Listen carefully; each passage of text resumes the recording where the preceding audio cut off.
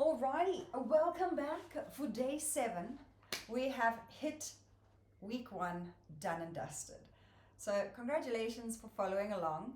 Small wins should always be celebrated. I find in life we tend to focus a lot more on what we haven't done, haven't achieved, didn't do right. And we forget to celebrate the wins no matter how big or small. So congratulations, you made it to day 7 of 30. So today is just going to be a restorative stretch, relax, rest type session. The exercise we are about to do is a bit of a challenge. So I'm going to give you 2 ways to do it. That's going to be an assisted process. It's going to be our hip circles, and then we're going to go for some gentle breathing, just stretching out our hip flexor, the lovely psoas itself. So to start, I'm going to show you what the original exercise is actually supposed to be. So you lay on your back, arms out to a T, right leg straight, left leg straight up. Now a lot of people just struggle even keeping the left leg straight up. But then the idea from there is to do hip circles without letting the hips rock with it. And that, my friends, is where the challenge is. So, assisted version number 1, you're going to have I'm not doing this right. You're going to have a resistance band. From here, you're going to have the resistance band in your hands, elbows to the floor, flex the toes, get that little stretch, and do the circles from there. Adding that tension from the band can assist you in getting that lovely core activation and keep those hips nice and stable. The alternative, have the knee bent. It's a shorter lever so it's less heavy, and do the same thing. But you've got to keep that knee at 90. You don't straighten the leg as you circle around. You maintain that 90-degree position and roll from there. Now I love the band assisted variation, so that is the one I am going to do with you today. So on your back, right leg long, left leg up, band assisting. Lengthen that left hip down. Often when we lift that leg up, that hip is going to want to hike and then the pelvis is out of alignment. So drop your left hip away from the ribs. Pelvis is neutral. Be careful of a tuck when you're inflexible. Rather have the leg straighter out. So from here, you're going to inhale to take the leg out. It's the easier part. Now exhale, tighten that core as the leg circles down and around and back up. And again, inhale out for the easier part. Exhale for the more loaded part to bring some assistance into the equation via that core. That right leg is gently lengthened and gently pressing down into the floor to help anchor that right hip. Inhale out, exhale around and up. Again, isolating the movement into that hip joint, using the core to stabilize the torso.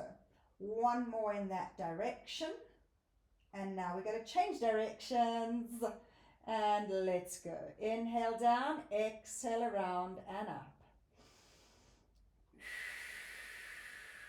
The size of the circles are determined by the pelvis staying steady. So if you can make your circle much bigger, you are welcome, as long as the hips do not rock with it. So you can start off with a bit more of an oval type shape. So it's a bit more of an up and down versus a side to side, and that will assist you in keeping those hips nice and steady and stable. Let's go 2 more in this direction. And last one. And then we're going to swap the legs from there. Okay, you can swap them differently to what I did. That's just the way I prefer to do it. So, left leg straight, lengthened, lightly pressed down. Right hip dropping away from the ribs. Toe flexed in. Inhale down, exhale out and around. Keep that knee straight. Good. avoiding rocking that pelvis as much as possible. You are going to get a little bit of grip strength work here as well, and you're going to get a little bit of arms. Just make sure those ribs stay beautifully grounded into the mat. When we've got that band, if it's quite a tight one, it can lend us to pulling the ribs up with the arms resisting the pull as that leg moves. And let's go for one more in this direction. And change direction. So again, we're trying to focus on isolating the movement into just that hip. The rest of the body is not involved outside of stabilizing. There are no compensations taking place. A compensation would be my hips rocking when I take that leg out and moving back in. That whole body is then moving. We want to keep it within range, challenging the range, but keep it within range where it's isolated into that hip only. And let's go for a few more here. You inhale on the easy part, exhale on the more challenging part. That's how I like to approach this exercise. There's lots of different breathing patterns that you can bring into the equation here. And let's go last one. And release. Alrighty, so we're now going to go for that gentle hip flexor release with some breathing. Let's right leg straight.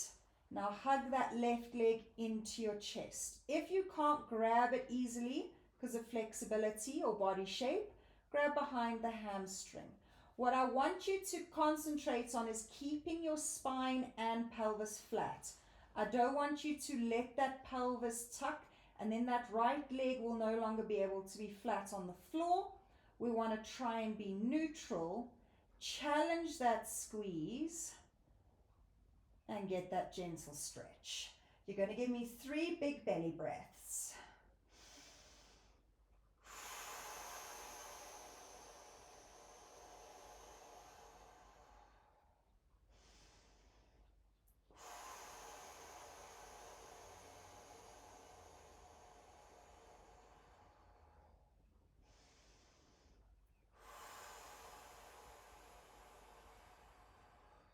And gently swap sides for me. And again, nice and flat on that mat. We don't want to tuck and have that other leg lifting. And 3 big belly breaths. Let that belly rise as we inhale and drop as we exhale.